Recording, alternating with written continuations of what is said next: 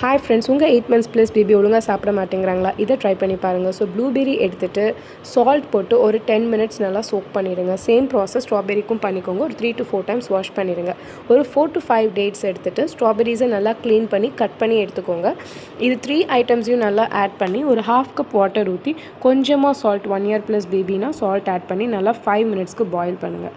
So 5 minutesக்கு boil பண்ணும்போது இந்த கன்சிஸ்டன்சியில் வரும். இந்த கன்சிஸ்டன்சி வந்ததும் இதை ஜாரில் போட்டு கிரைண்ட் பண்ணணும். ஸோ கிரைண்ட் பண்ணும்போது உங்களுக்கு ஜாம் மாதிரி கன்சிஸ்டன்சி வந்ததுக்கப்புறம் அதை எடுத்து நம்ம ஸ்டோர் பண்ணி வச்சுக்கலாம். எப்பயுமே ஸ்டோர் பண்ணும்போது ஒரு கிளாஸ் பாட்டிலில் ஸ்டெரிலைஸ் பண்ணிவிட்டு ஸ்டோர் பண்ணுங்கள். ஸோ நான் வந்து பார்த்திங்கன்னா கிளாஸ் பாட்டிலில் வந்து ஹாட் வாட்டர் ஊற்றி ஸ்டெரிலைஸ் பண்ணிவிட்டு ஃப்ரிட்ஜில் வச்சுருவேன். 2 weeks வரைக்கும் நல்லாயிருக்கும். கண்டிப்பாக ஃப்ரிட்ஜில் தான் வைக்கணும்.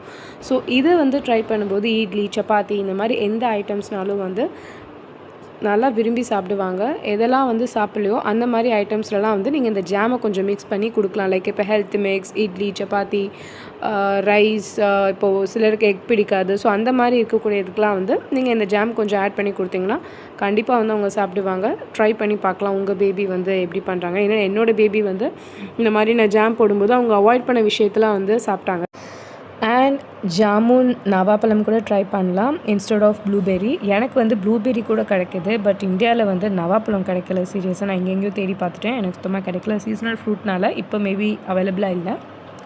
ஸோ அதனால தான் நான் வந்து ப்ளூபெர்ரி யூஸ் பண்ணுறேன். எனிவேஸ் ரெண்டுமே வந்து குட் இன் ஆந்தோசைனின். நவாப்பழத்தில் கொஞ்சம் கூட இருக்குது. பட் அது வந்து vitamin C and iron rich. Blueberry வந்து விட்டமின் கே ரிச். போன் ஹெல்த்துக்கெலாம் நல்லா ஹெல்ப்ஃபுல்லாக இருக்கும். ஸோ ரெண்டுமே கூட நீங்கள் வேணும்னா மிக்ஸ் பண்ணிக்கலாம் உங்களுக்கு இன்கேஸ் ரெண்டுமே கிடச்சிச்சின்னா.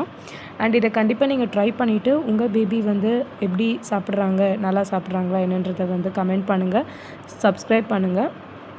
இன்னும் இந்த மாதிரி நிறையா வீடியோஸ், டிப்ஸ் அண்ட் ஏதாவது டிஸ்கஸ் பண்ணணும் அந்த மாதிரினா நம்ம டிஸ்கஸ் பண்ணலாம். ஸோ நான் ஈச் ஷார்ட்ஸில் வந்து எனக்கு இருக்கக்கூடிய ஒரு கொஷினை வந்து நான் வந்து போஸ்ட் பண்ண போகிறேன். ஸோ அதுக்கு உங்களுடைய கமெண்ட், நீங்கள் கோ த்ரூ பண்ணதுன்னு, நீங்கள் அதை ரெக்கவர் பண்ணுறதுக்கு என்ன பண்ணீங்க, இல்லை அதெல்லாம் வந்து மித்தா என்ன அந்த மாதிரி வந்து நம்ம டிஸ்கஸ் பண்ணலாம். ஸோ இந்த ஷார்ட்டில் என்னுடைய கொஷின் வந்து என்னென்னா, நான் என்னுடைய பேபிக்கு வந்து 6 monthsல இருந்தே ஃபுட் வந்து கிரைண்ட் பண்ணி தான் கொடுப்பேன். இப்போ வந்து ஸ்மாஷ் பண்ணி கொடுக்குறேன்.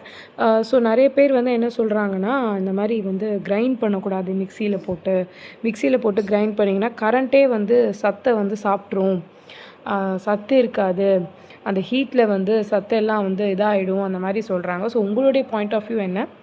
நீங்கள் எப்படி வந்து கொடுக்குறீங்க? நீங்கள் கிரைண்ட் பண்ணாமல் ஒரு வேளை எதுவும் மத்து வச்சு ஸ்மாஷ் பண்ணி தான் கொடுக்குறீங்களா, இல்லை கிரைண்ட் பண்ணுறதுனால ஒன்றும் ப்ராப்ளம் இல்லையா? ஸோ இதை பற்றி உங்களுடைய பாயிண்ட் ஆஃப் வியூ என்னன்றதை கமெண்ட் பண்ணுங்கள்.